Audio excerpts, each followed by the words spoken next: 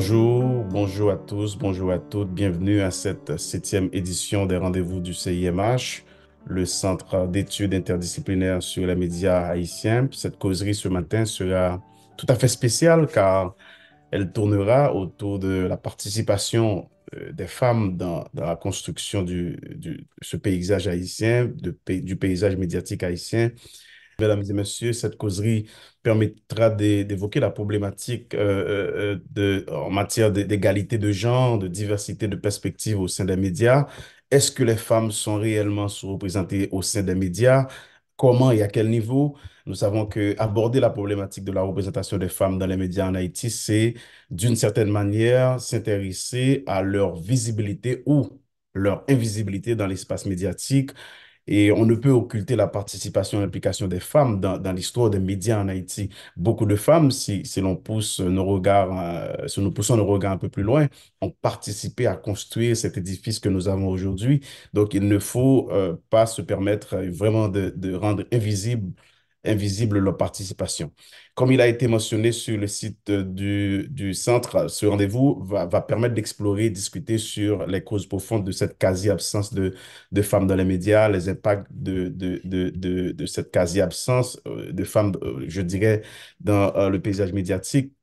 Quelles sont les stratégies potentielles qu'on peut utiliser pour améliorer cette représentation féminine dans l'espace médiatique? Le CIMH a invité trois femmes à intervenir sur le sujet ce matin.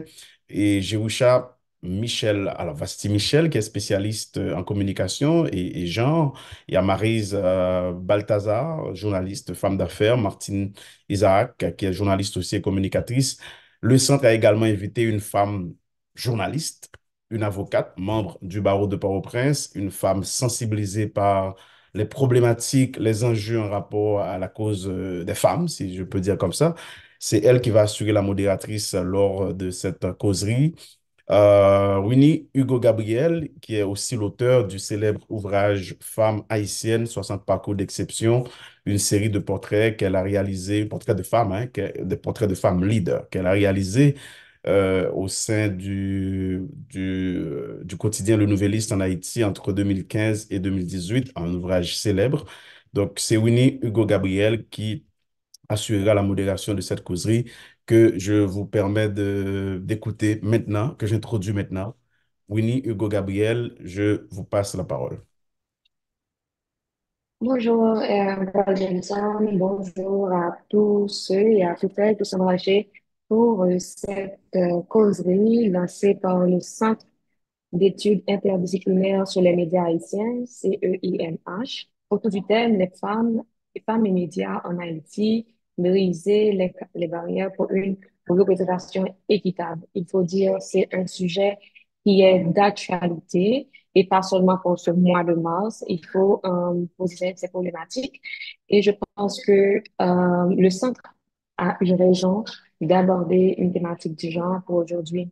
Parce que l'accès des femmes au journalisme moderne est l'une des conquêtes dont le féminisme est justement fier et dont le mérite ne peut lui être contesté.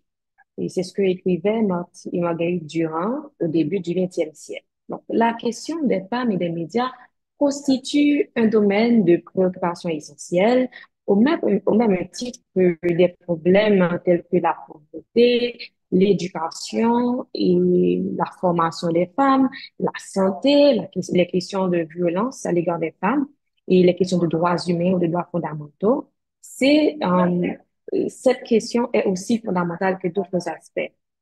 En Haïti, il y a eu un moment où les femmes étaient quasiment absentes des médias. Mais depuis cette dernière décennie, on a réalisé qu'il y avait un certain progrès. Il faut dire que la liberté d'expression qu'on a eue, cette conquête-là qu'on a eue, a aussi facilité les choses. Bien entendu, on ne va pas faire un très grand historique et de la présence des femmes dans les médias, mais on sait néanmoins que malgré les progrès et le milieu de la presse, les médias en général, c'est un milieu qui est très masculin. On a vu, bien entendu, des têtes de femmes émerger, que ce soit comme rédactrice de quotidien, animatrice ou des présentatrices à la radio, on a de plus en plus de femmes derrière la caméra et à des postes un petit peu plus techniques, mais cette question, elle est quand même essentielle.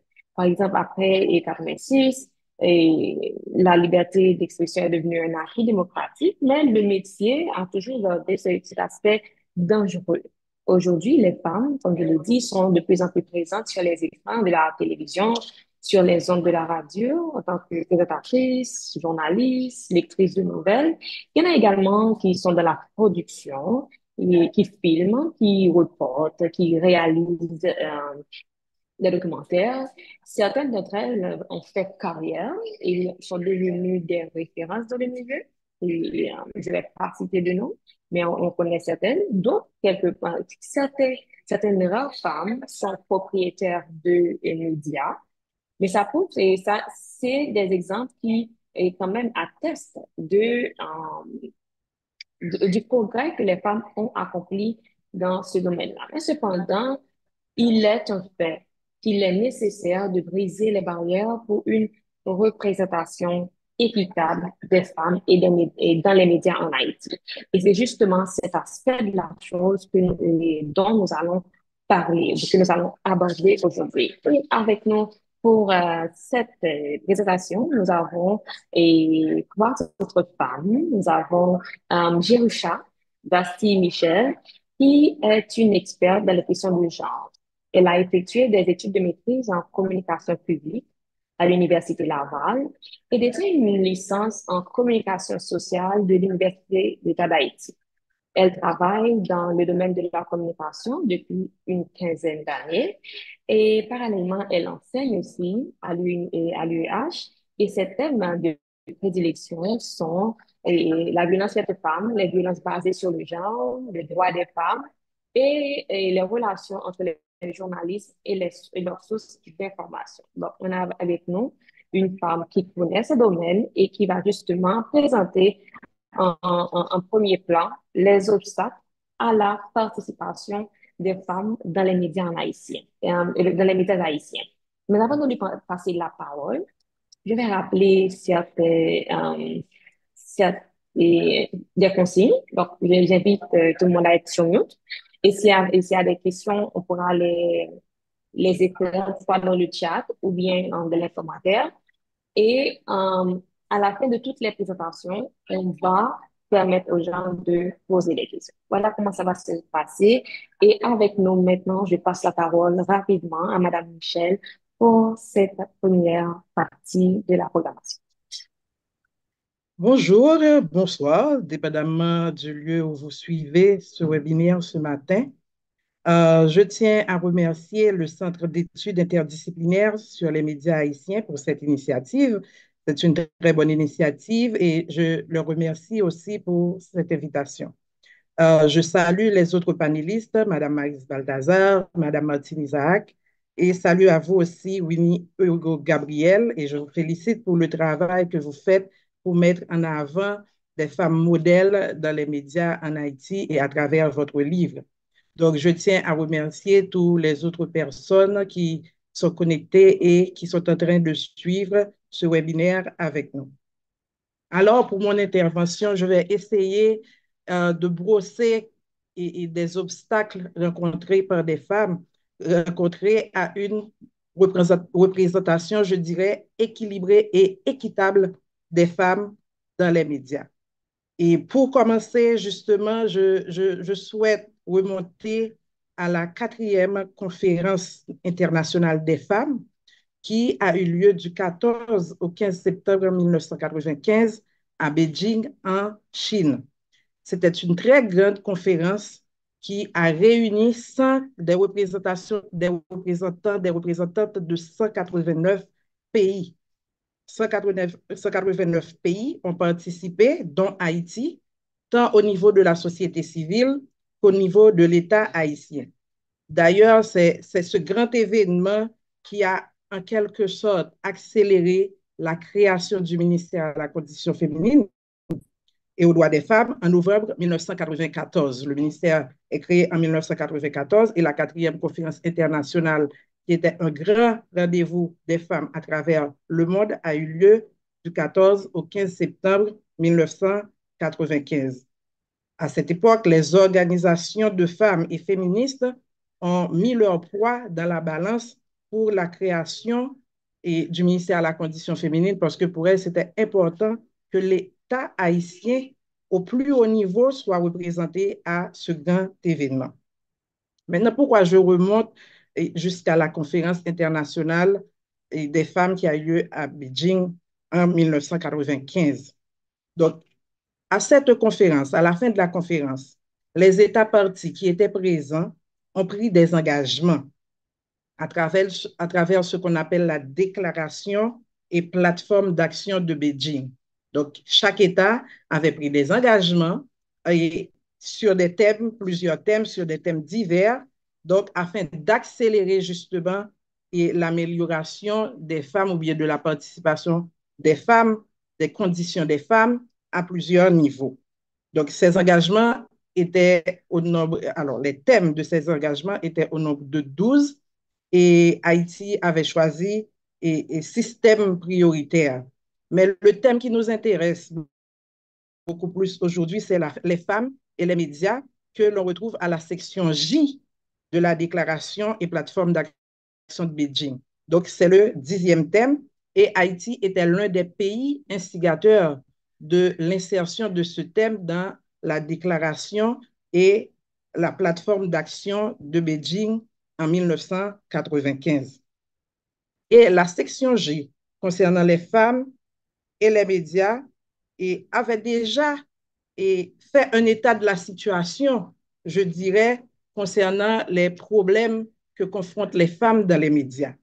Et on avait remarqué, par exemple, qu'il y avait un manque d'implication des médias dans la promotion de la femme. C'est-à-dire, à travers les médias, on ne faisait pas assez la promotion des femmes. On avait constaté aussi que plus de femmes font carrière dans le domaine des communications, mais rares sont celles qui occupent des postes au plus haut niveau, des postes de décision. Donc, il y a un plafond de verre. C'est vrai, on peut retrouver des femmes dans les médias, mais à quel niveau? Comme reporter, surtout comme présentatrice à la télé, par exemple, présentatrice de nouvelles à la radio, et bon, on commence à avoir beaucoup plus de techniciennes aussi, mais sauf que comme responsable de salle de nouvelles, comme responsable de rédaction, comme directrice, etc., on ne trouvait pas les femmes à ce niveau-là. Or, c'est à ce niveau-là qu'on prend les décisions importantes, qu'on choisit les thèmes prioritaires à inscrire dans l'actualité des médias, et c'est à ce niveau-là aussi qu'on choisit les angles de traitement. Donc, le fait qu'il n'y a pas de femmes, il n'y a pas beaucoup de femmes à ce niveau-là, ça constitue aussi un obstacle à une représentation équilibrée des femmes dans les médias. Il y a aussi la persistance des stéréotypes sexistes dans les médias. Et on le retrouve que ce soit physiquement, c'est-à-dire en termes de représentation des femmes journalistes qui travaillent dans les médias, mais on le retrouve aussi à partir des sens créés à travers les médias, parce que les médias, c'est un espace où on participe à la création de sens sur divers sujets. Or, lorsqu'on observe les médias, qu'est-ce qu'on constate? Il y a une représentation très stéréotypée des femmes. Or, si on remonte un petit peu plus loin à l'origine de ces stéréotypes sexistes ou encore des préjugés liés au sexe, liés au genre, donc on va remonter justement à la division sexuée du travail, donc donc puisque la société dans son organisation donc accorde des tâches spécifiques aux hommes et aux femmes. Et pendant longtemps, le travail de journaliste a été un travail exercé et surtout par les hommes. On considère même que cet espace-là, c'est un espace qui est dominé par les hommes. Et quand les femmes essaient d'intégrer cet espace-là, on a tendance à leur faire comprendre qu'elles n'est pas ou bien qu'elles ne sont pas à leur place. Donc, les stéréotypes sexistes aussi, on les retrouve dans le traitement des sujets. Comment on représente les femmes lors d'un reportage? Quelle image projette-t-on des femmes dans les médias? Donc, en général, c'est dans les rôles traditionnels. En général, c'est comme objet sexuel. En général, c'est comme des victimes lors d'une situation donnée. Par exemple, si on prend le cas de la situation sociopolitique actuelle, si on va interviewer les femmes, on va mettre en avant les femmes comme des victimes.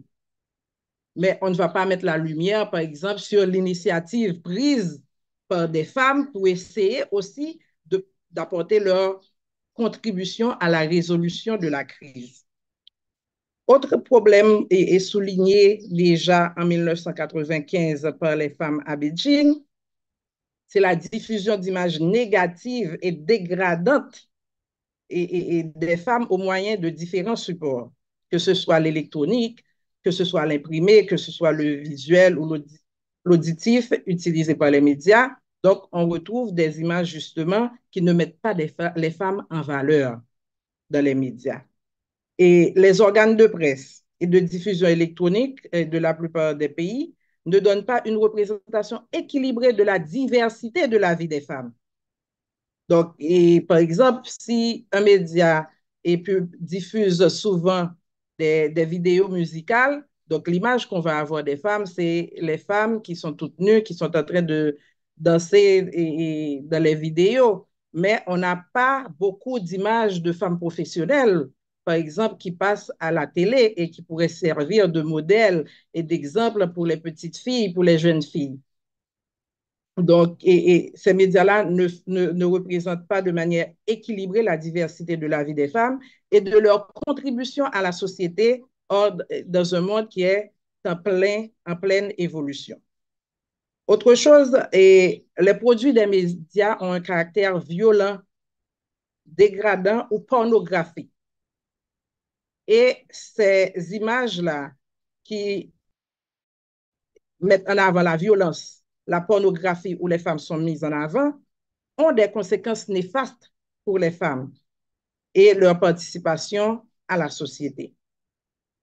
Les programmes qui renforcent les rôles traditionnels des femmes ont aussi des effets limitatifs. Il y a la publicité, aussi à travers les publicités, les femmes sont présentées comme des consommatrices, surtout comme des consommatrices. Et les fillettes et les femmes de tous âges sont la cible de messages de publicité contestables.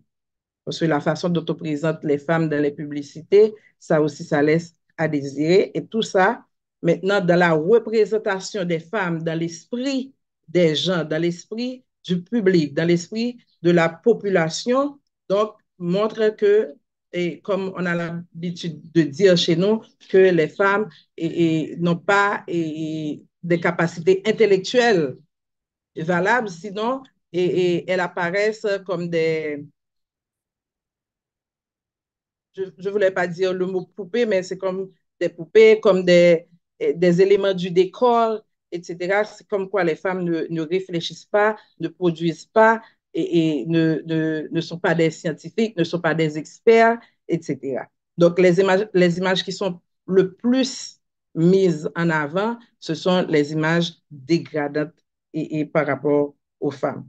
Et c'est pourquoi, à travers Beijing, et on avait défini deux objectifs stratégiques et peut-être que cette initiative prise par le SEM contribue à atteindre ces objectifs-là. Le premier objectif, permettre aux femmes de mieux s'exprimer et de mieux participer à la prise de décision dans le cadre et par l'intermédiaire des médias et des nouvelles techniques de communication. Donc, les NTIC, les femmes doivent s'approprier des nouvelles technologies de l'information et de la communication pour pouvoir s'imposer dans le milieu. Et deuxième objectif stratégique, il faut promouvoir une image équilibrée et non stéréotypée des femmes dans les médias. Et ça aussi, c'est très, très important. Donc, on essaie d'apporter des pierres à l'édifice, mais il reste beaucoup à faire sur ce point. Maintenant, fort de ces constats, et il y a eu l'initiative de réaliser une enquête mondiale chaque 5 ans, depuis 1995, c'est-à-dire depuis la plateforme de Beijing, et sur la représentation des femmes et des hommes dans les médias. C'est cette initiative qu'on appelle le monitorage global, le projet de monitorage global des médias, le projet de monitorage global des médias. Alors, à travers cette enquête, on fait un état de la représentation des femmes dans les médias et le GMMP, donc le sigle en anglais de ce projet, analyse la présence des femmes par rapport aux hommes, analyse le sexisme et les stéréotypes dans le contenu des médias d'information en se basant sur un certain nombre d'indicateurs de genre. La première édition a eu lieu en 1995. Il y avait 71 pays qui avaient participé, mais de nos jours, c'est-à-dire de 95, il y a eu une édition en 2000, 2005, 2010, 2015, 2020. Il y a plus de 100 pays qui y participent. Il va y avoir une autre édition prochainement en 2025.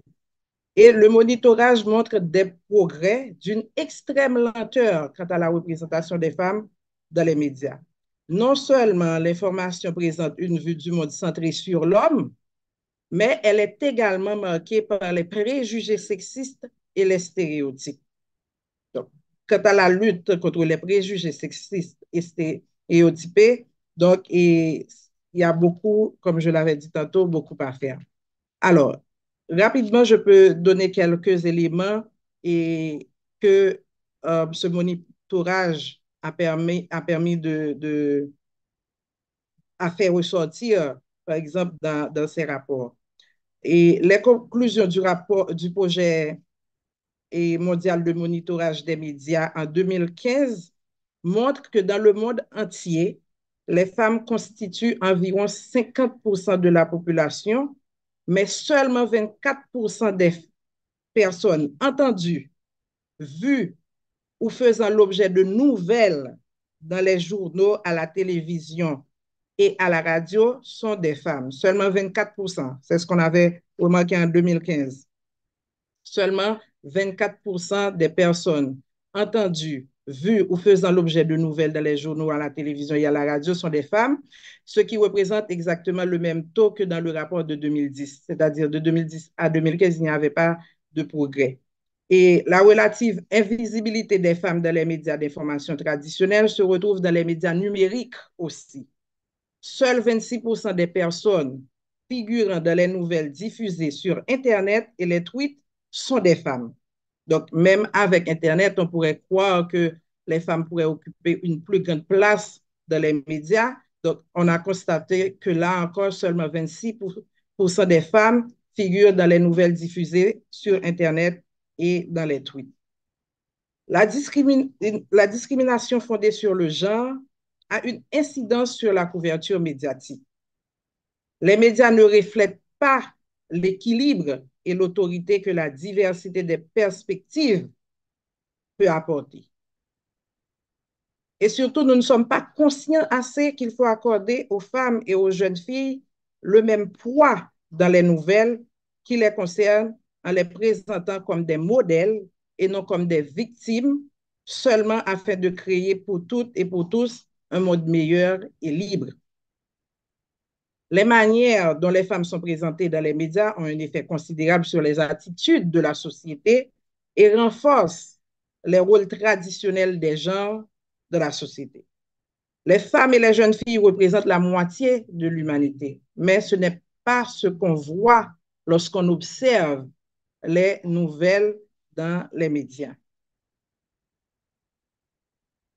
Comme le précise si bien cette chercheure en genre aussi, Marlène Coulonguli, les médias, à l'instar de toutes les technologies de pouvoir, comme la famille ou l'école, participent directement à l'imposition des normes qui structurent le genre tout en prétendant n'en être que le reflet.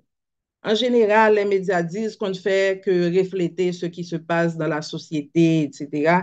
Donc, ce n'est pas tout à fait vrai. Les médias, comme outil de socialisation a la capacité aussi de se faire représenter quelque chose à l'esprit et avec des indicateurs bien déterminés.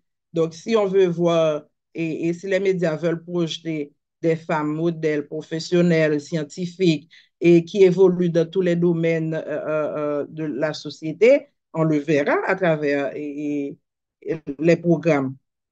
Mais si les médias projettent, par exemple, des femmes objets sexuels à travers les vidéoclips, par exemple, à travers les publicités, donc c'est ce qu'on va voir à travers les contenus diffusés. Donc, en, en 2015 aussi, le rapport GMMP avait montré que 24% des experts qui s'expriment dans les médias sont des femmes, seulement 24%. Bien que ça représentait 24%, ça a été un progrès par rapport à 2010, où il y avait que 19% qu'on trouvait dans les médias et à qui on s'adressait comme des experts. Et juste pour vous donner une idée aussi de la représentation, du pourcentage de la représentation des femmes sur une période assez longue à travers cette recherche qui est réalisée chaque 5 ans. Donc, je vais donner quelques chiffres rapidement. Et en 1995, donc, quand l'enquête mondiale a débuté, il n'y avait que 17% de femmes qui étaient représentées dans les médias. En 2000, c'était 18%. 2005, 21%, encore un petit peu de progrès, c'est lent, mais il y en a. En 2010, 24%, en 2015, 24%, et en 2020, 25%. Pardon. Cela veut dire quoi? De 1995 à 2020, le pourcentage des femmes représentées à travers les médias n'a jamais dépassé 25%. Donc, ce qui montre que, effectivement, les progrès sont très lents. Il y a des progrès, mais les progrès, ils sont très, très, très lents. Donc, à ce rythme-là, donc, comme on l'avait noté dans le rapport de 2020, on aura besoin de 67 ans pour réaliser une représentation équilibrée des femmes dans les médias.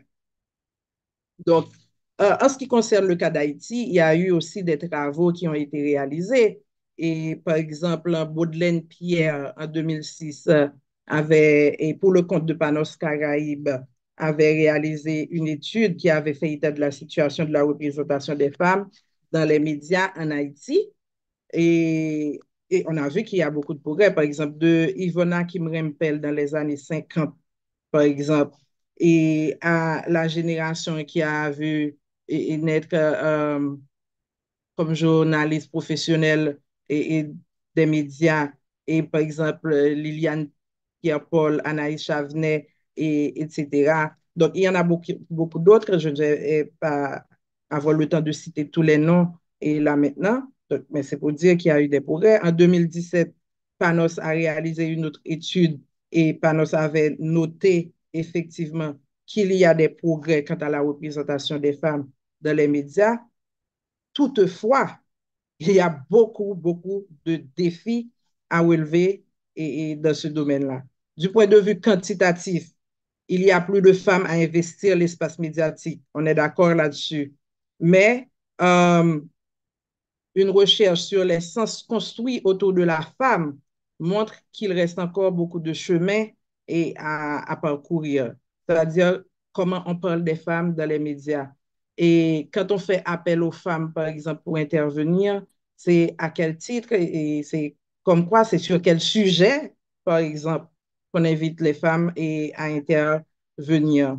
Euh, En termes de représentation, mon mémoire de licence que j'ai soutenu en 2012 autour du thème représentation des femmes dans le journal féministe Haïti Femmes à partir des éditoriaux en 1980, entre 1991 et 1994, parce que là aussi j'étais intéressée à savoir quelle est la situation dans un journal dit journal féministe en termes de représentation des femmes. Donc, et cette étude a permis de conclure que bien que ce soit un média produit par des femmes, donnant la parole aux femmes et touchant toutes sortes de sujets se rapportant aux femmes, que la tendance n'avait pas pu être inversée quant à la représentation des femmes. Et cette étude a permis de conclure que le journal Haïti Femmes revêtait, bon, et ce journal n'est plus publié à l'instant, le journal Haïti Femmes revêt un caractère dénonciateur et revendicatif, et il met plus d'accent sur certaines qualités des femmes, certes, mais l'on y retrouve, à l'instar des médias dits traditionnels, la victimisation des femmes.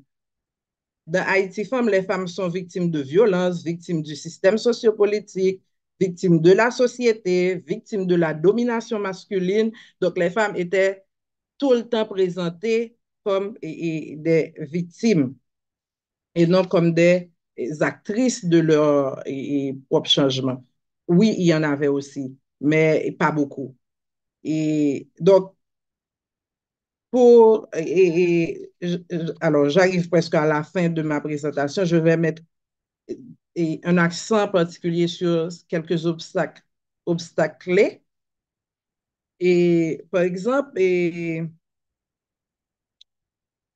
l'un des obstacles remonte justement au statut réservé aux femmes traditionnellement dans les sociétés.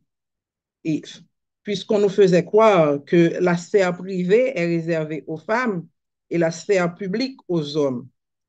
Donc déjà, le fait pour une femme de vouloir sortir de la sphère privée pour occuper une place dans la sphère publique représente en quelque sorte une dérogation. C'est-à-dire, déjà, qu'est-ce que vous faites dans un espace public puisque vous devriez rester à la maison pour vous occuper de vos enfants, de votre mari, de la maison, etc.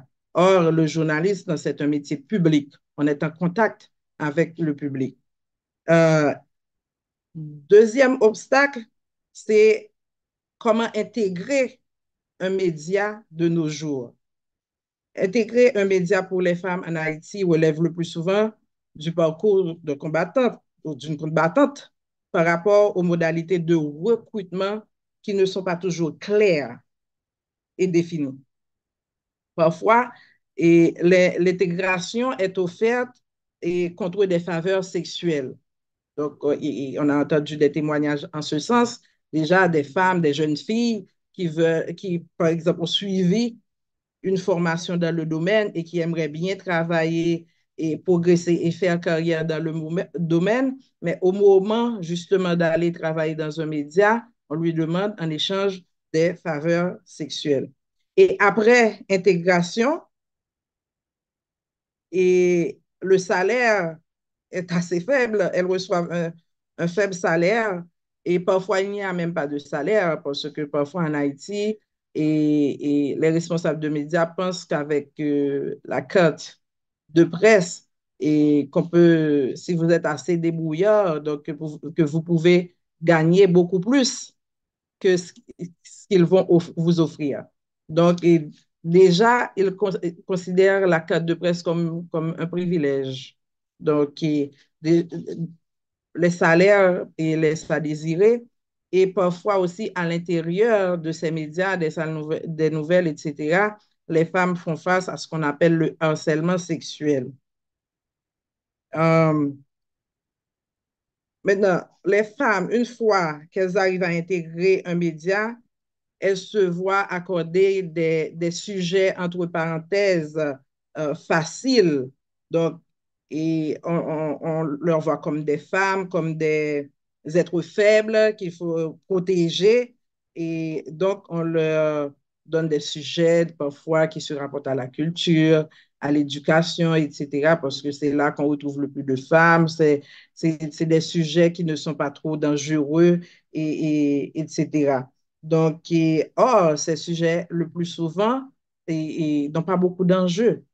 Donc, puisque ces sujets n'ont pas beaucoup d'enjeux, maintenant, c'est difficile pour les femmes de se tailler une place de choix à l'intérieur du média et de se rendre même indispensable, si je pourrais dire, et ainsi, parce que s'il y a une coupure budgétaire, si on va renvoyer des gens et rompre des contrats, ce sont ces femmes-là en premier et qui vont partir, puisque les sujets dont ils traitent ne sont pas très importants ou trop importants et pour le journal ou bien pour le média. Et comme je l'ai dit tantôt aussi, et être reporter, être présentatrice, etc. Donc, ce n'est pas à ce niveau-là aussi et que se jouent les thèmes d'actualité, les thèmes choisis, les angles de traitement, etc. Donc, si les femmes ne sont pas à ce niveau, bon, des femmes conscientes, bien entendu, des femmes sensibilisées sur la question. Donc, si à ce niveau-là, et les femmes ne sont pas présentes pour essayer d'influencer les choix, donc, là encore, c'est difficile d'améliorer la représentation des femmes à travers les médias. Et puis, il y a aussi des obstacles liés à la conciliation du travail de journaliste avec les autres tâches au sein de la famille, par exemple. Donc, il y a beaucoup de femmes qui ont commencé une carrière dans le journalisme et pendant leur jeunesse ont dû abandonner à cause des responsabilités familiales.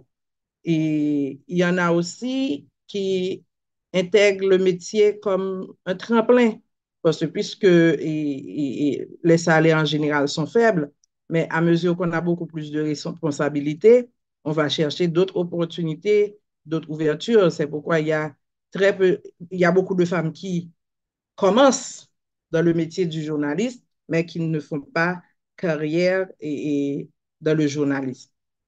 Donc, arrivé à un certain moment, et elles changent de métier. La structure des différents systèmes aussi, notamment politiques et économiques, ne donne pas la place au discours des femmes et au discours porté par les femmes elles-mêmes. Donc, cela participe de l'invisibilité des femmes dans les médias. Donc, l'invisibilité, c'est aussi un obstacle à la représentation équilibrée des femmes. Mais, et le lien que je veux faire ici, c'est, alors j'ai presque terminé, un dernier point qu'il me reste. Le lien que je vais faire ici, par exemple, si les femmes sont sous-représentées, par exemple, dans la politique, donc on va voir qu'il y a une sorte de relation, elles ne seront pas beaucoup plus représentées dans les médias parce que la politique occupe une grande place dans la programmation des médias. Donc, s'il n'y a pas beaucoup de femmes, par exemple, impliquées dans la politique, donc il va y avoir très peu de femmes à être interviewées, par exemple, et à être sollicitées dans les médias. C'est le cas pour l'économie et d'autres domaines. Et puis, un dernier point que je voulais souligner, alors cette liste n'est pas exhaustive, bien entendu, c'est l'inaccessibilité des femmes aux moyens de communication et de masse et à la liberté d'expression, aux nouvelles technologies de l'information et de la communication. Donc, les femmes doivent s'approprier aussi de ces moyens-là pour pouvoir s'imposer dans le milieu médiatique.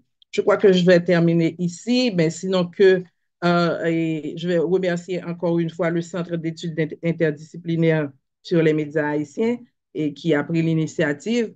Mais il faut faire attention pour ne pas tomber dans un autre piège, c'est un, et avoir des panels qui réunissent seulement des femmes au mois de mars parce que c'est le mois de mars. Je pense que c'est des initiatives à prendre tout au long de l'année.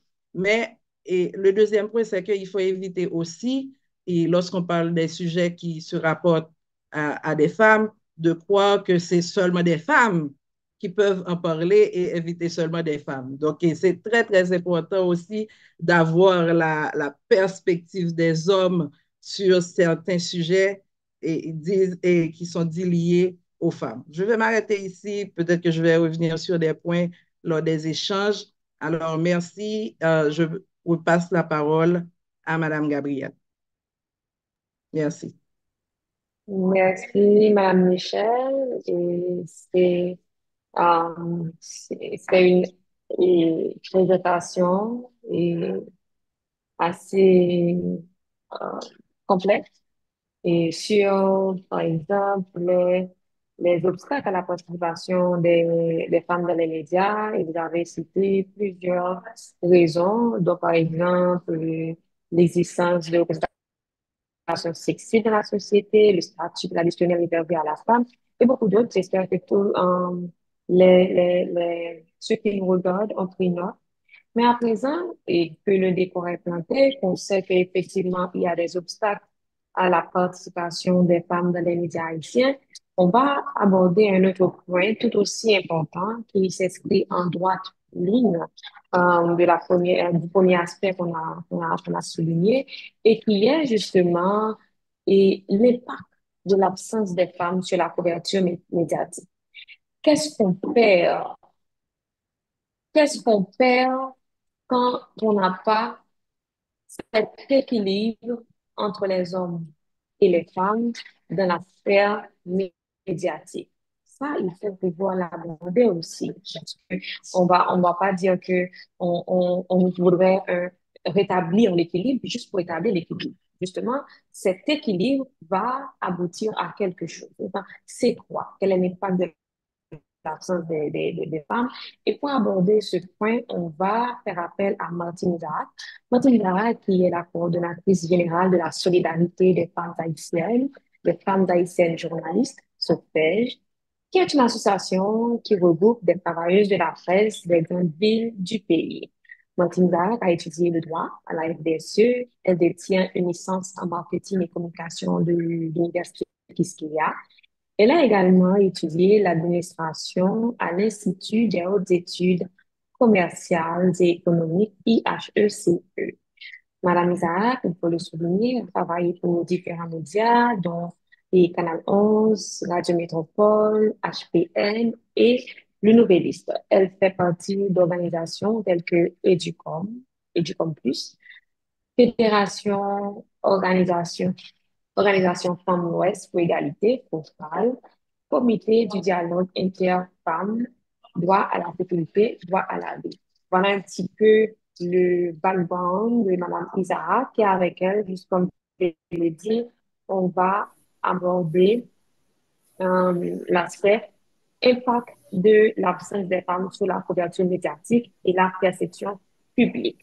Je rappelle que vous suivez, si vous venez de vous brancher, je rappelle que vous suivez euh, une, euh, un panel présenté par le Centre d'études interdisciplinaires sur les médias haïtiens, CEIMA, et le thème de ce débat est Femmes et médias en Haïti, briser les barrières pour une représentation équitable.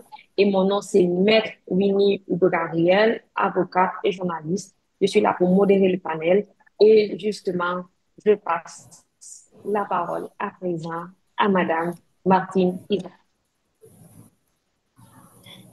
Merci, Maître Gabriel. Et bonjour, bonsoir tout le monde.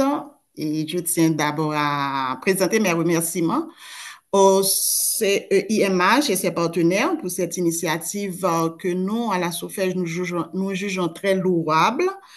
Et également, je profite pour saluer les deux autres panélistes, les deux grandes dames qui partagent ce webinaire avec moi. Et donc, après une présentation aussi riche que notre Vasti, Jérucha Vasti, qui est membre de SOFEJ, vient de présenter, bon, vous allez souffrir avec moi que, évidemment, il va y avoir, et comme c'est toujours le cas dans ce genre de sujet, il va y avoir beaucoup de redites. Donc, je ne vais pas être, je vais essayer d'être le plus précis, la plus concise que possible, parce que je sais que je n'ai que 15 minutes pour ma présentation, mais souffrez que je partage avec vous et mes impressions par rapport aux impacts et de l'absence des femmes sur la couverture médiatique et la perception publique.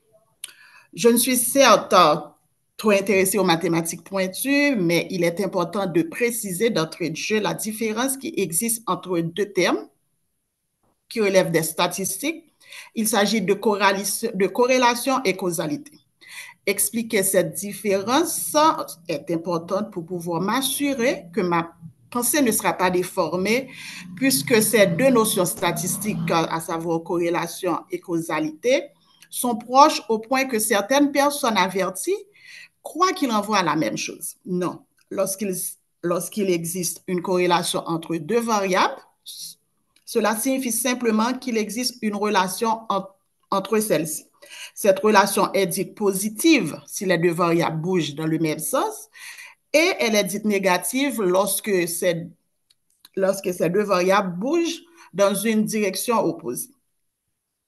La corrélation indique tout simplement l'existence d'une relation entre deux variables et cela s'arrête là. Parler de causalité, c'est indiquer qu'il y a d'une part un phénomène qui est la cause d'un autre phénomène. C'est indiquer aussi qu'il y a un phénomène qui résulte d'un autre phénomène. Le premier phénomène est la cause appelée encore variable indépendante et le second est la conséquence du premier appelé variable dépendante.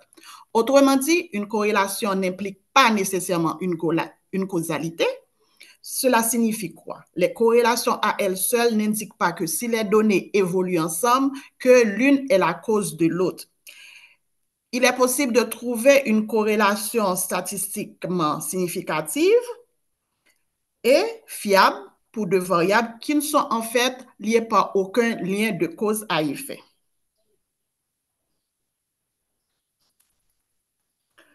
En effet, ce type de corrélation est fréquent. Souvent, elles sont dues au fait que les deux variables sont associées à une variable causale différente qui intervient en parallèle des données que nous mesurons.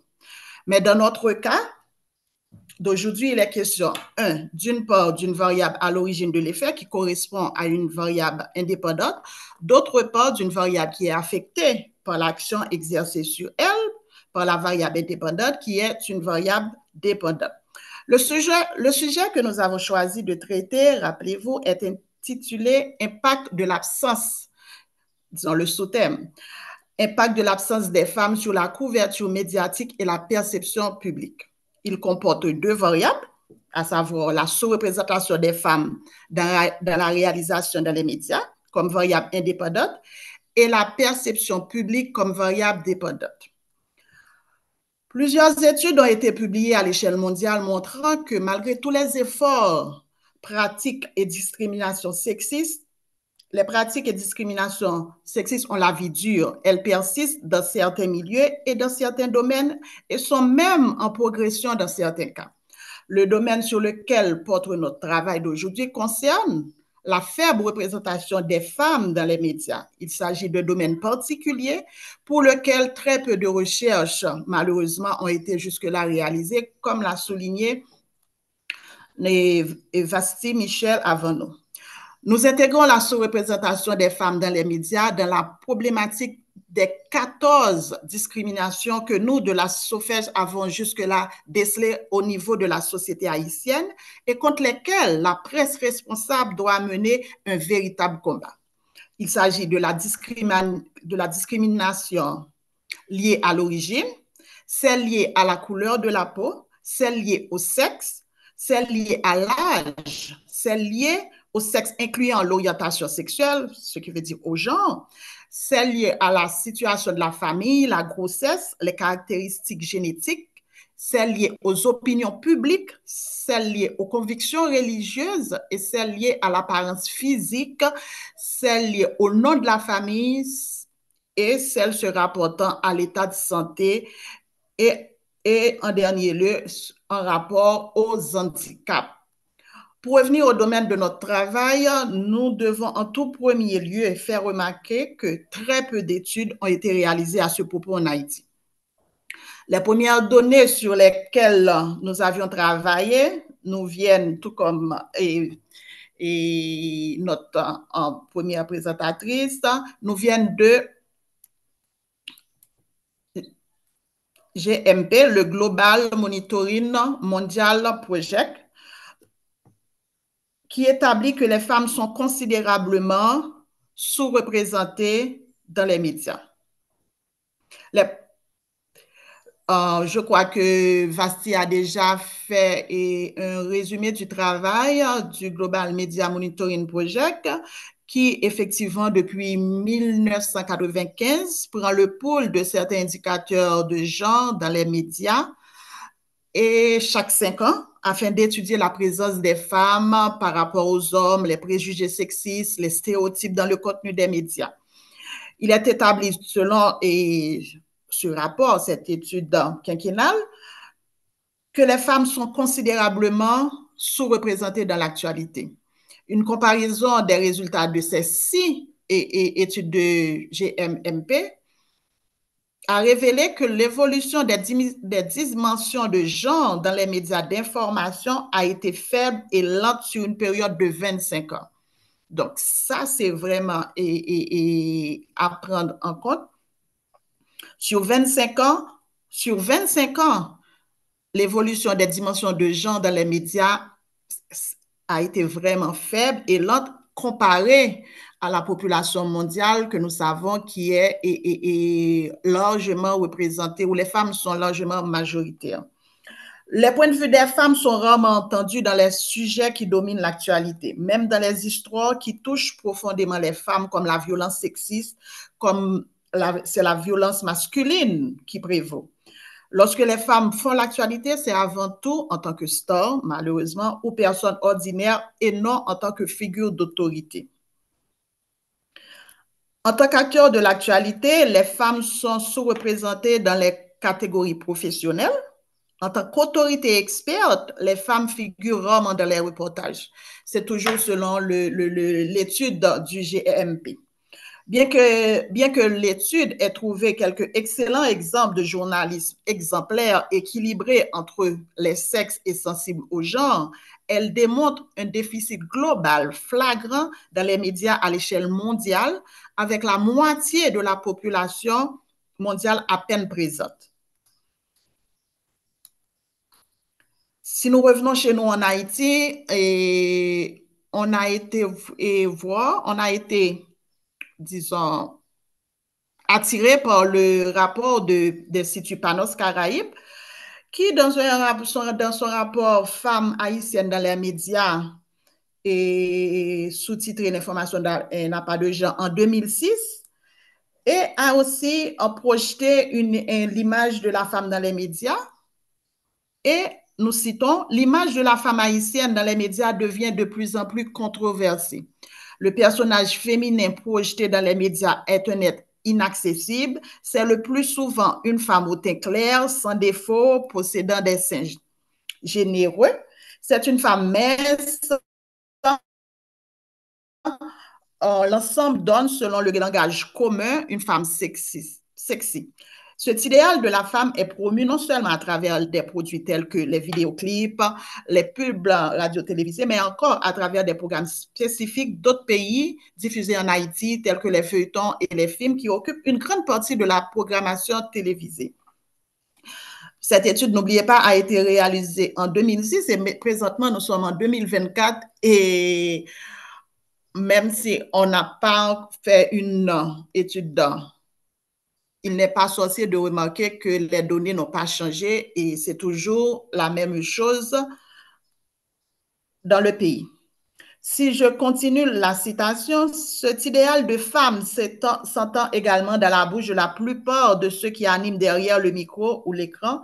La poupée Barbie dont on fait depuis longtemps la promotion, tant à l'échelle nationale qu'internationale, représente entre autres ce modèle de femme à devenir que l'on place dans les mains des adolescents. L'image donnée néanmoins par les médias est que l'on est femme à partir de ces critères. Et je pense qu'avec la situation dans laquelle le pays se trouve, je crois que surtout avec l'apparition des réseaux sociaux, on voit, on constate, et il y a beaucoup de psychologues et des organisations de femmes à en faire la remarque, il y a beaucoup d'adolescentes et de jeunes qui maintenant souffrent de stress, surtout par rapport à ce modèle qu'on leur impose. Il y a beaucoup d'adolescentes, si elles se voient ne pas répondre à ces critères et sont stressées et même peuvent arriver au suicide. Donc, il y a la question de santé mentale qui a un impact considérable sur cette image qu'on tend à montrer et dans notre société. Voilà comment les femmes doivent être pour être vraiment des modèles.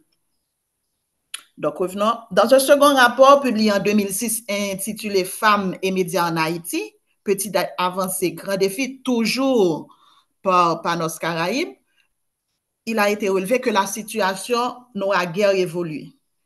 10 ans après. Et nous citons, tenant compte de l'aspect du contenu de l'information, les femmes en général ne figurent que très peu dans les nouvelles. Elles y apparaissent souvent en tant que victimes ou témoins et sont rarement interviewées à titre d'expertes. Si elles sont aussi invitées à réagir comme expertes, c'est souvent parce qu'elles occupent une fonction de responsabilité dans le cadre du sujet en question. Ce qui fait penser à une préoccupation déjà soulevée dans un dossier, l'information n'a pas de genre, réalisé en 2006 par Panos Caraïbes. Les grands dossiers de l'actualité renvoient donc à un standard masculin de l'ancienne école reproduite à travers les journaux. Les femmes ne sont pas des expertes dans la vie, dont la vie peut être sollicitée. Elles ne font pas de la politique. Selon la perception de cette ancienne école, l'économie n'a pas non plus le point fort des femmes. Fin de citation. Mais au-delà de cette image désastreuse, un autre élément non moins significatif sur lequel notre regard est attiré est sur la contribution des médias à la violence en général et celle axée particulièrement sur le genre en Haïti. Les médias, lit-on, dans ce rapport, légitiment et accentuent la violence dans la société, et particulièrement la violence contre la femme. Dans les divers types de canaux d'information et d'animation, la violence contre la femme est placée au rang des faits divers. Quand elle n'est pas une stratégie promotionnelle, cette violence est parfois physique, le corps à corps, elle peut être psychologique. Dans ce cas, une personne domine une autre par sa force de caractère ou par des menaces de brutalité. Nous savons que beaucoup de femmes dans les médias sont confrontées à ce qu'on appelle le harcèlement sexuel, le tisonnage en créole, et elles n'osent pas en parler pour diverses raisons.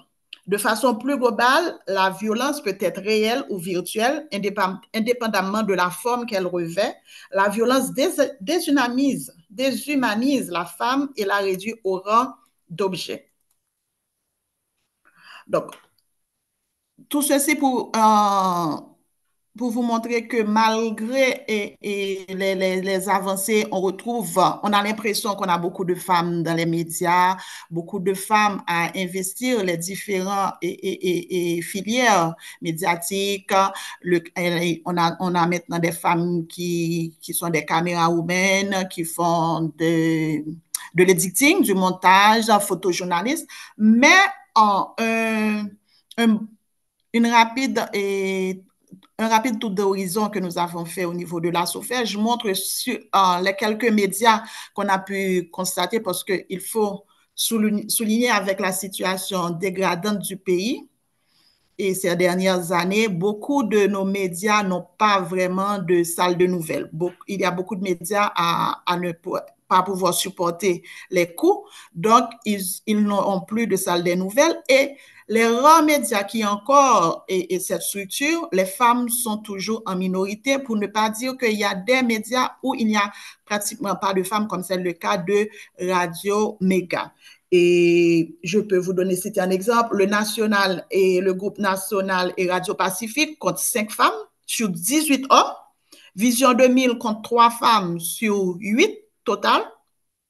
Scoop, il y a une femme sur 17, donc il y a 16 hommes. Caraïbes, c'est seulement 5 femmes sur plus d'une dizaine. Métropole, c'est 3 femmes sur plus d'une vingtaine. Et TNH, la Télévision nationale d'Haïti, c'est 8 femmes sur plus d'une dizaine. Bon, à titre d'exemple, je voulais attirer votre attention dessus. L'entourage médiatique, la sphère des médias reste toujours l'apanage des hommes, et les femmes, c'est vrai, il y a une augmentation, mais les femmes sont toujours en minorité, pour ne pas dire presque invisibles, puisqu'elles n'occupent pas vraiment de postes à responsabilité et elles ne font pas carrière. Ça, c'est un autre problème. Et quand on veut vraiment faire des études pour et avoir des femmes, ou bien on veut organiser des activités pour avoir des femmes qui ont une certaine expérience, il est beaucoup plus facile de trouver un homme et avoir fait carrière dans le métier qu'une femme. Et je crois que Vasti a expliqué dans sa présentation les différents obstacles qui expliquent ce phénomène. Revenons à notre présentation. Nous avons dans la ligne précédente indiqué que le thème de notre intervention est l'impact de l'absence des femmes sur la couverture médiatique et la perception publique. Il vient le moment de faire remarquer qu'il faut prendre ici le mot absence, non dans son sens habituel, mais dans celui de sous-représentation des femmes dans les espaces médiatiques. En dépit de quelques recherches réalisées sur la dynamique des inégalités de genre, la question de la sous-représentation des femmes n'a pas été suffisamment abordé, malheureusement. Il importe de chercher à combler ce déficit. La question centrale de notre recherche est alors quels sont les effets de la faible représentation des femmes sur la couverture médiatique et l'orientation de l'opinion publique. Cette question centrale nous amène à poser deux sous-questions. La première, quels sont les obstacles que Vasti a déjà magnifiquement abordé. Et la seconde, c'est quels sont les effets de la sous-représentation des femmes dans la manière d'informer et de former l'opinion publique. Il est admis que les médias ont une responsabilité fondamentale dans les perceptions et représentations que l'on se fait des réalités sociales, notamment concernant les rapports de genre, la place des femmes dans la société et les stéréotypes qui les entourent. Une enquête qualitative a été menée en ligne durant les 4 derniers mois. Malheureusement, au niveau de la SOFEJ, nous n'avons pas eu le temps de présenter la méthodologie qui a été suivie pour le faire. Il a demandé aux enquêtés de répondre à un ensemble de questions suivantes intégrées dans 6 rubriques. La première a été d'analyser dans quelle mesure la sous-représentation des femmes a des effets sur le choix des thèmes traités par les médias. Les diverses réponses obtenues sont majoritairement allées dans le sens que cette sous-représentation impacte le choix des thèmes traités. Donc, vous comprendrez facilement que puisqu'il n'y a pas beaucoup de femmes et les femmes n'occupent pas vraiment de postes de décision, c'est sûr que les sujets traités, c'est pas vraiment elle. La préoccupation d'avoir une représentation des femmes n'est pas vraiment mise en avant quand les femmes n'occupent pas les postes de décision. En effet, il a été relevé un lien entre les thématiques abordées et la présence des femmes, aussi bien pour la presse parlée, en ligne, télévisée, que pour les médias numériques. Les enquêtés, en tout premier lieu, ont fait valoir dans leur plus grande majorité qu'en dépit du fait que les violences ont augmenté fortement dans la société haïtienne et ont des impacts de tout type sur les filles et les femmes, la problématique genre n'est pas une thématique prégnante dans les médias. Il faut attendre un 8 mars ou bien les 16 jours d'activisme pour avoir vraiment un focus au niveau des médias sur ces problématiques. Les questions liées aux violences faites aux femmes et aux filles ou aux inégalités de toutes sortes subies par ces dernières sont restées très marginales, pour ne pas dire résiduelles. Il a été aussi fait remarquer que les émissions d'analyse politique, en dehors de quelques exceptions, et sur ce, je salue Marie-Gabrielle Pierre de Radio Ibo, sont réservées aux hommes et les émissions où l'on parle de santé de famille aux femmes. Les enquêtés sont tous et toutes d'accord à l'idée que cela provient d'une construction sociale. La société s'est construite de cette manière en favorisant l'accès aux hommes à des compétences larges et en laissant les femmes gérer ce qui relève des sujets traditionnels liés à des compétences faibles, à faible complexité technologique. Au lieu de répondre directement à ces questions, la SOFEJ continue de mener ces enquêtes et de mener des plaidoyers et de travailler vraiment avec ses membres pour avoir beaucoup plus d'impact à ce sujet. En rapport au premier sous-thème, il importe de se demander quels sont les signes les plus significatifs de cette sous-représentation des femmes dans les médias. La première réponse à cette question est tout à fait évidente. Même si le nombre des femmes dans les médias tend à augmenter aujourd'hui, comme a fait remarquer notre modératrice, Maître Gabrielle, dans son introduction, même si le nombre des femmes dans les médias a augmenté aujourd'hui par rapport à la situation qui existait avant la dictature des Duvalier et avant ce qu'on pourrait appeler la montée fulgurante des médias en ligne, il n'en demeure pas moins que l'inégalité en termes de nombre des femmes versus nombre d'hommes dans les médias est encore pesante. Il y a plus d'hommes que de femmes à exercer ce métier considéré comme dangereux en Haïti. Un deuxième type d'inégalité vient de la position occupée par les femmes dans les médias.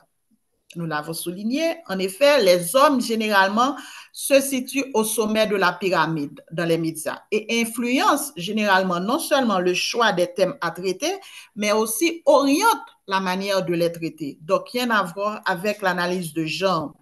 La deuxième rubrique a pris en compte les questions en rapport à la place des femmes, dont les femmes expertes dans les médias. Certes, la parole est plus ou moins accordée aux expertes beaucoup plus que hier, mais en Haïti, y compris les médias, les femmes expertes sont considérées comme dangereuses.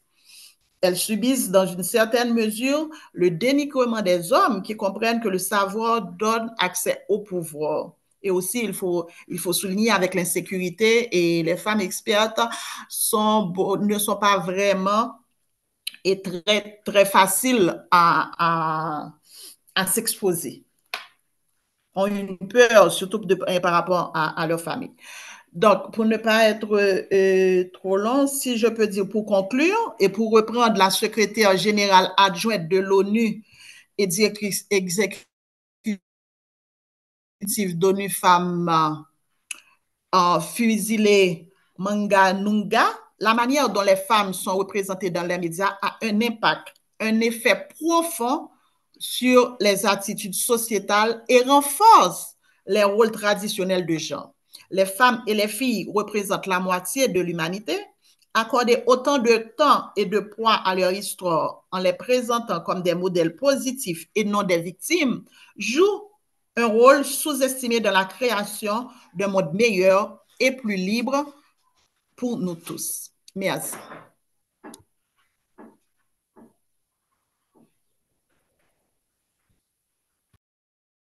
Merci encore et Martine, oui, et Martine Isaac, qui a abordé, je vous rappelle, il y a un problème avec la vidéo, désolé, Martine Isaac qui a abordé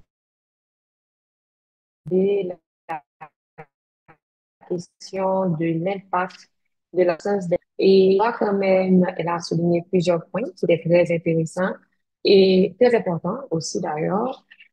Et à présent, toujours dans la même lancée, on va écouter une autre perspective, ou bien une perspective qui va se compléter, je ne sais pas encore, mais on va donner la parole à une autre femme, à une autre panéliste, qui est Maryse Balthazar. Madame Balthazar, elle a travaillé dans différents médias à Port-au-Prince, comme par exemple Radio Phare, Radio Plus, Marie Stéréo, Radio Nationale d'Haïti. Elle a été également agente des relations publiques au sein de plusieurs ministères, notamment le ministère à la condition féminine et aux droits des femmes depuis quelque temps. Elle est une femme d'affaires. Madame Balthazar va également aborder le point et l'impact de l'absence des femmes sur la couverture médiatique et la perception publique.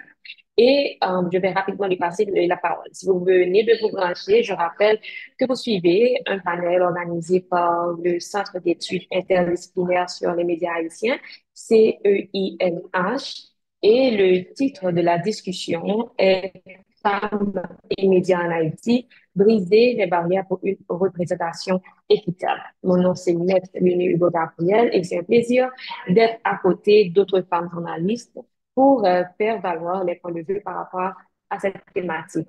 Je vous invite également à partager ce live avec d'autres personnes parce que je pense que la discussion est fort à propos, très importante, très d'actualité par rapport à ce qui se passe dans la société haïtienne également. Vous pouvez également préparer vos questions parce que après les trois présentations, vous aurez droit à la parole. Et encore une fois, et et donc, je vous invite à être des nôtres pour cette troisième présentation avec Maryse Balthazar. Madame Balthazar, vous avez la parole pour le moment. Merci. Bonjour, bonsoir tout le monde. Je tiens tout d'abord à remercier le Centre d'études interdisciplinaires sur les médias haïtiens pour cette invitation. Je salue les panélistes, Martine Isaac de la Sofège et j'ai eu ça, Vasti Michel. Les deux, mes deux prédécesseurs ont fait une très belle présentation de la situation des femmes journalistes dans les médias, la représentation des femmes journalistes dans les médias. Pendant que j'écoutais mes deux prédécesseuses, j'ai griffonné quelque chose sur les stratégies et initiatives pour promouvoir l'inclusion des femmes dans les médias parce qu'elles ont déjà élaboré l'impact, la présence et l'impact de la faible présence des femmes dans les médias. Ce qui arrive depuis, j'ai laissé Haïti depuis tantôt 14 ans, les choses pour moi ne se sont pas vraiment améliorées. Et le problème qui se pose, ce n'est pas seulement la façon dont on recrute les femmes dans les médias, c'est également un problème de notre société, de la société haïtienne. Parce que moi, j'étais mariée et certaines fois, j'étais en face de beaucoup de réticences provenant de mon de mon ancien mari par rapport à mon métier de journaliste. OK? Parce que il y a les responsabilités familiales. On voit pas les femmes journalistes de la même façon qu'on voit un, un homme journaliste. Et ceci engendre toute une variété de discussions dans les foyers, dans les salles des nouvelles. Et comme elles ont déjà parlé des sujets que l'on donne aux femmes, aux journalistes femmes, les sujets qui ont rapport à la société, les sujets sociaux, par exemple la santé, et ils ont toujours laissé la politique aux hommes. C'est c'est très caractéristique de la problématique de la présence des femmes journalistes dans les médias qui aujourd'hui a un impact sur la vue de la façon dont on nous voit en tant que femmes dans notre société. La société haïtienne est une société patriarcale et la femme n'a vraiment pas euh, euh, une voix, vraiment, pour dire voilà ce que nous voulons, voilà comment les choses doivent se faire. Et si on englobe, si on met de toutes ces, si on prend tous ces paramètres, ok, on peut constater c'est ce qui contribue à la faible présence de femmes journalistes dans les médias. Comment mettre fin à cela ou comment l'améliorer, augmenter la présence des femmes dans les médias? La solidarité des femmes haïtiennes journalistes, malheureusement, je ne pense pas que la MIFEJ existe encore. La MIFEJ n'existe plus. La SOFEJ a le droit, a pour devoir plutôt, de prendre en charge cet aspect. pourquoi je dis que la SOFEJ a le devoir de prendre ça en charge, cet aspect, c'est tout simplement parce que la SOFEJ va devoir organiser des séances de formation et de sensibilisation pour les femmes journalistes en Haïti afin de les aider à améliorer le travail qu'elles ont à faire. Par exemple, les reportages, qu'elles puissent présenter des reportages mieux traités, qu'elles puissent traiter d'autres sujets à part des sujets sociaux que l'on attribue aux femmes journalistes dans les médias, ok? Et je me rappelle, quand j'étais reporter à la radio, les dossiers que je traitais le plus souvent, c'était les dossiers de santé. On, on, on m'envoyait au Palais national seulement, si et seulement si il n'y avait pas d'autres reporters masculins présents à la salle des nouvelles ce jour-là. Et on va dire, OK, Marie-Zéla, elle peut couvrir ça. C'est seulement quand un homme n'est pas présent que l'on reconnaissait ma capacité de traiter un sujet qui a rapport à la politique, au gouvernement, mis à part les sujets sociaux. OK? Um, les organisations de femmes journalistes en Haïti, je ne sais pas combien qu'on a maintenant, SOFEJ aura pour devoir d'organiser des ateliers de formation, des séminaires pour sensibiliser les professionnels des médias sur les questions de genre. Je sais que la SOFEJ a déjà organisé pas mal de séances de formation, bah, mais on a toujours besoin de ressasser, de reprendre ces formations pour pouvoir continuer à continuer à promouvoir la nécessité pour augmenter la présence des femmes journalistes dans les médias. Elle aura à encourager les journalistes et rédacteurs en chef à adopter une approche inclusive dans leur travail. Même si une femme a la capacité d'être promue en tant que rédactrice en chef dans une salle des nouvelles, on verra qu'on va donner l'opportunité à un journaliste masculin, certaines fois qui ne sont pas mieux formés que la femme journaliste, qui n'ont pas beaucoup plus d'expérience qu'une femme journaliste présente dans la salle des nouvelles. On va le faire, on va donner ce poste à un journaliste de sexe masculin. On va prioriser le sexe masculin. La SOFEJ aura pour devoir, je dis la SOFEJ parce que je ne suis pas en Haïti, c'est vrai que je fais partie de l'association des journalistes haïtiens de l'étranger, vivant à l'étranger, de l'étranger. J'étais trésorière adjointe il y a 2 ans de cela. Et j'en profite pour vous inviter, si vous n'êtes pas encore membre, de vous inscrire et à devenir membre de cette association parce que nous voulons travailler de concert avec les associations de journalistes haïtiennes qui sont sur le terrain, que ce soit la JHE, la SOFEJ, etc. La SOFEJ a pour mission de promouvoir des femmes expertes. OK? Et les modèles, comme on dit chez nous,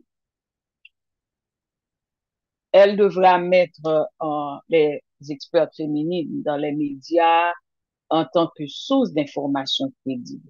Parce que il faut des modèles, il faut des exemples lorsque nous voulons changer la mentalité d'une société, lorsque nous voulons orienter une situation, il faut des modèles, des experts et dans notre cas, nous parlons des expertes féminines dans les médias et pour pouvoir arriver à implanter, à imposer notre présence et augmenter notre présence dans les médias, il va falloir créer des bases de données d'experts pour pouvoir faciliter l'identification et l'inclusion des femmes dans les reportages.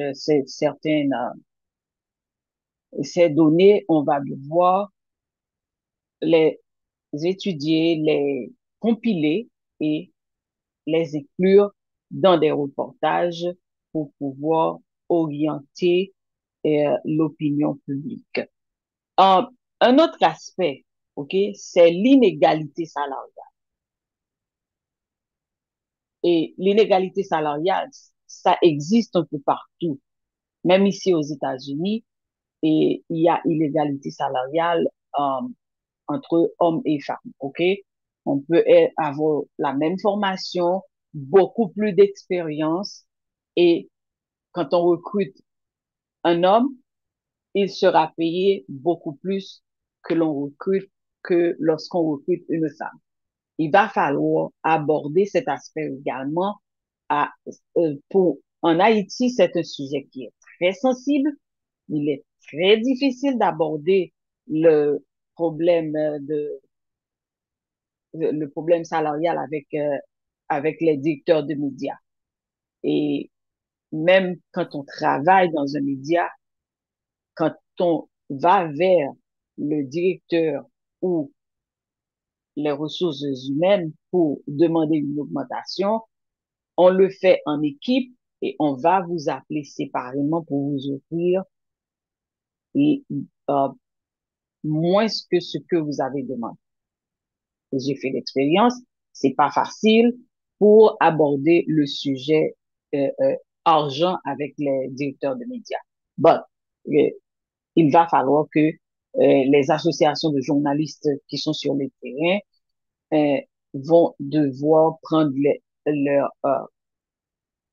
leur courage, comme on dit, à deux mains pour pouvoir aborder ce sujet qui est très sensible parce que nous savons que les directeurs de médias, ils ne paient même pas les journalistes masculins. Que dire pour les journalistes femmes? OK? On le sait, on n'arrête pas de le répéter, de le mettre dans des projets, de le mettre dans les rapports internationaux. Et la situation n'a pas encore changé. On y arrivera avec beaucoup de ténacité. Pour l'instant, on va devoir, les organisations sur place devront vont devoir plutôt aborder ce sujet avec les directeurs de médias. OK? Parce que les femmes journalistes et professionnels de médias, ils ont droit à un salaire équitable.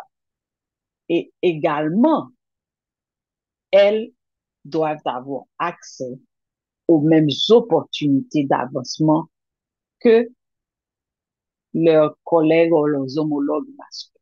Okay? Un autre aspect, c'est la politique de parité. Ça, on va devoir encourager les médias, qui sont des entreprises, ok, dans la société, à adopter des politiques de parité en matière d'embauche. Lorsque on va employer des gens, on a besoin de bras dans les salles de nouvelles, il ne faut pas dire que, oh, lui, il est mieux qualifié, il est un homme. Non, il faut que on encourage les médias, les directeurs de médias à voir les hommes journalistes et les femmes journalistes sur un même piédestal. OK? Bien sûr, certaines fois, on va prendre en considération les expériences de l'un, de l'une, ou de l'autre, de l'un ou de l'autre. But il faut le faire de manière équitable, OK? Et quand le moment est venu pour donner une promotion, on ne va pas donner la promotion à X parce que X est un homme.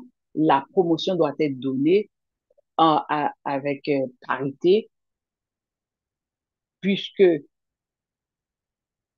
euh, une telle a beaucoup d'expérience dans les médias et elle a fait ses preuves, elle a le droit à cette promotion. Il ne faut pas donner une promotion parce que vous avez une relation sexuelle avec une journaliste.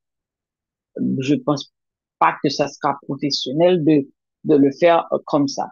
Il faut promoter quelqu'un sur la base de ses compétences, de sa formation et de son expérience. OK? Et puis, là, on revient aux stéréotypes. Il faut trouver un moyen pour les éliminer. OK? Les stéréotypes font partie de notre société et nous le savons parce que si je prends un exemple vraiment terre à terre, hein, bon, c'est quelque chose qui est arrivé. Si par exemple on est dans les rues, on entend une femme crier, pas battre, pas lever mon joint, et puis on tourne sa tête, on voit qu'un homme est en train de battre sa femme, or, ou bien sa ménage, ok? En la réaction, que ce soit un policier ou un autre homme, sera, oh oui, yo tel bagay vre, bat li, li ven te baton. C'est la réalité de notre société.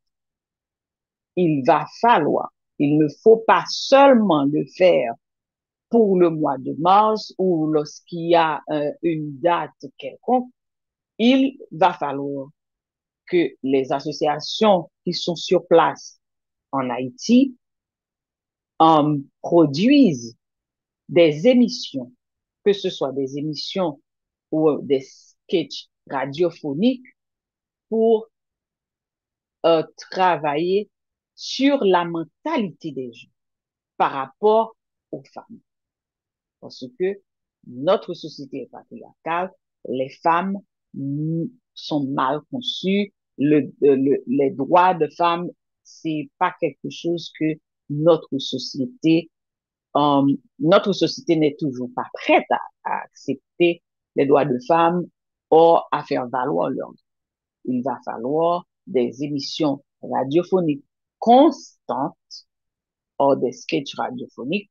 Je sais qu'il est très difficile de trouver des fonds pour ça, mais la SOFEJ a pour responsabilité de préparer et en cours des émissions, des sketchs radiophoniques, peu se fasse, des spots, tout ça. On peut le faire. J'ai essayé de le faire quand j'étais là. Euh, on peut le faire avec le peu de moyens qu'on a. Par exemple, on peut le présenter au directeur de la salle des nouvelles et un spot, OK, et durant une présentation, une édition de nouvelles qui promote la valeur de la femme, OK? Euh, je sais que Martine a la capacité de monter un projet et d'élaborer sur ce que je suis en train de dire. On a besoin de ça, une présence constante dans les médias sur le droit des femmes. Ça ne doit pas être quelque chose qu'on va faire le 8 mars, au mois de mars, ou à chaque fois qu'il y a une activité. Et puis, il faut une collaboration étroite avec les organisations non gouvernementales. On a beaucoup d'organisations non gouvernementales qui travaillent avec des organisations féministes en Haïti, des organisations de journalistes, des associations de journalistes. Il va falloir que euh, les associations sur place développent une collaboration étroite avec les organisations non gouvernementales qui sont sur place dans le pays afin de pouvoir de trouver les moyens financiers pour pouvoir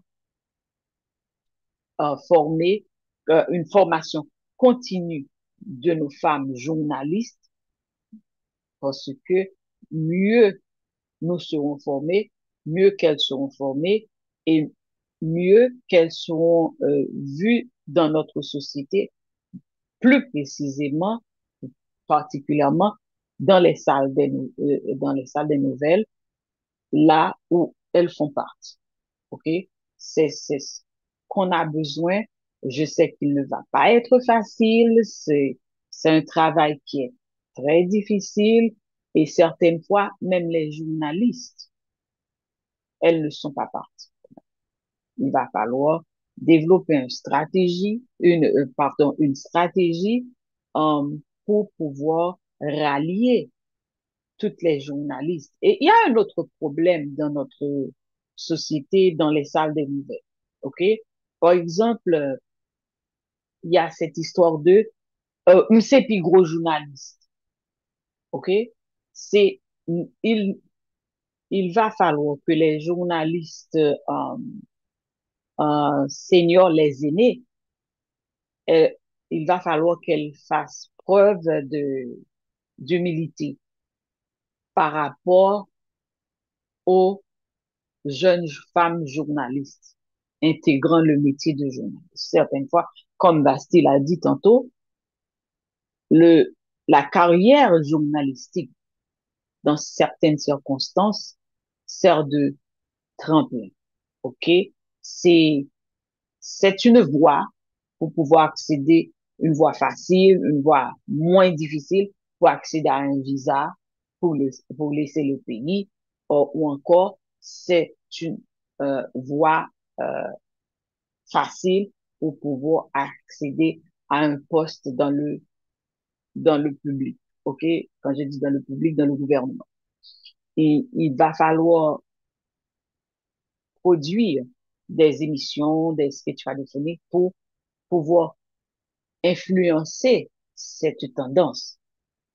Le métier de journaliste, c'est un métier noble, tout comme un médecin, tout comme un ingénieur. Si vous êtes là parce que vous voulez obtenir un visa ou encore vous voulez obtenir un poste dans l'administration publique, je ne pense pas que c'est le métier pour vous. Parce que nous sommes là, les médias, et nous l'avions vu en 2004, comment les médias peuvent influencer une société. C'est le quatrième pouvoir.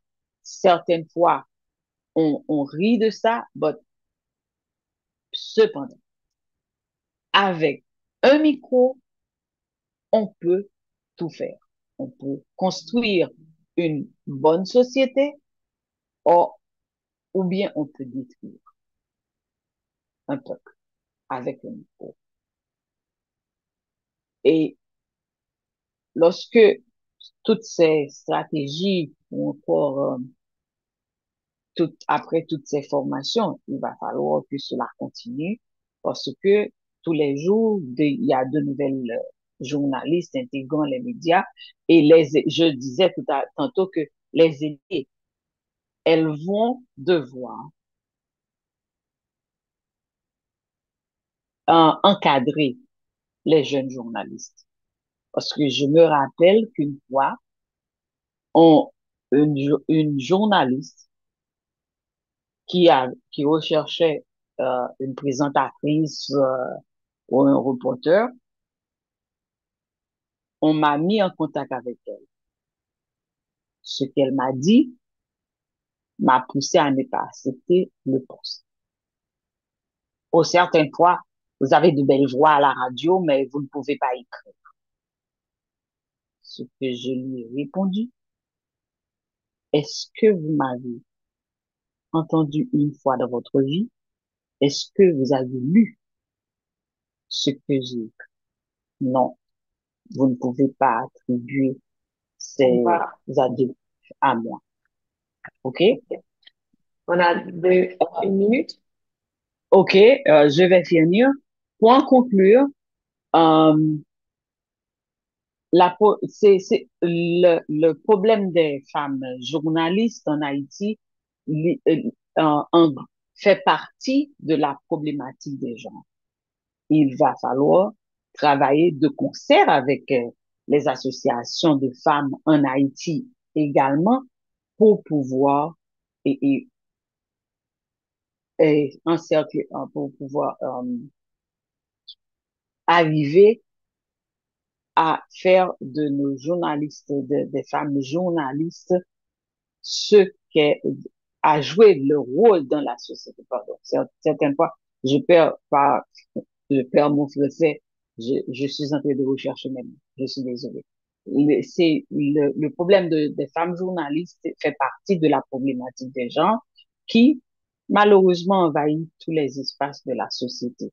Alors, à toutes les associations, que ce soit de femmes journalistes ou des associations féministes, de se mettre ensemble pour pouvoir et changer la mentalité des gens dans notre cher Haïti par rapport aux femmes. Merci. Merci, merci à chacune des participants, des panélistes. Je rappelle qu'on avait ce panel autour du thème Femmes et médias en Haïti, briser les barrières pour une représentation équitable. Et avec nous, on avait des journalistes. On avait Madame Jérusa Basti Michel, on avait également Madame Maryse Balthazar et en fin de compte, Madame Martine Isaac. Je voudrais prendre le temps de les remercier pour leurs commentaires, leurs présentations, qui, je pense, seront utiles à d'autres personnes qui vont visionner cette vidéo. Je remercie, je vais faire un petit accro et saluer Jean-Claude Dupuis, qui est directeur de l'Institut Panos Caraïbes, parce il y a plusieurs reprises, il y a des documents qui ont été cités et qui ont constitué la toile de fond des recherches et pour cette présentation, pour cette thématique. Et ces documents-là ont été produits ou bien supportés ou bien commandités par l'Institut Panos. Donc, comme je l'ai dit, il va falloir qu'on reprenne cette habitude d'explorer cette thématique au fur et à mesure, des années après que ces travaux ont été réalisés pour voir s'il y a des changements effectivement. Et je vais rapidement remercier également le Centre d'études interdisciplinaires sur les médias haïtiens, le CEIMH, pour cette opportunité. J'espère qu'on aura l'occasion d'aborder cette thématique sous d'autres angles, bien entendu, avec la présence d'autres hommes également, si c'est possible. Des patrons de médias, je pense qu'on pourrait également, ce serait intéressant d'avoir d'autres perspectives. Donc, merci à chacune de vous. Merci au centre d'études. Et là, je vais enlever mon chapeau de modératrice. J'espère que j'ai pu faire œuvre équivalente. Je rappelle mon nom, c'est Maître Winnie Hugo Gabriel, avocate et bien entendu journaliste du Nouvelliste, assistante secrétaire de rédaction de Ticket. Et cette thématique, c'est une thématique que je porte et que je voudrais vraiment voir cet équilibre entre hommes et femmes dans les médias. Je passe la parole rapidement à Monsieur Waldenson Noël pour la suite de la programmation et moi, je me retire. Merci à vous. Mais vraiment, il Merci n'y a à pas, vous. il y a pas, il y a pas grand mot à ajouter. Vraiment, merci, mesdames, pour la richesse de vos contenus exposés dans le cadre de ce webinaire. Merci beaucoup à Martine pour je suis content de te voir, hein, pour la qualité des informations que tu nous as partagées concernant les statistiques des femmes qui travaillent dans les médias, à la radio. Tu nous as partagé quelques informations qui ont été très utiles. Merci à Madame Michel également pour le cadrage rigoureux de son exposé. Merci à Madame Balthazar qui nous a fait de très belles propositions que je pense qu'ils pourraient nous être utiles à l'avenir dans le combat que vous êtes en train, ou bien que nous sommes en train de mener pour valoriser le travail que réalisent les femmes au sein des médias, au sein de la société en général. Merci à Maître Hugo, vraiment à notre Winnie, pour sa participation, sa manière de mener à bien ce webinaire, cette causerie. Merci à Wisnik pour son intervention. Merci à tous vraiment d'avoir pris le temps de participer à cette causerie.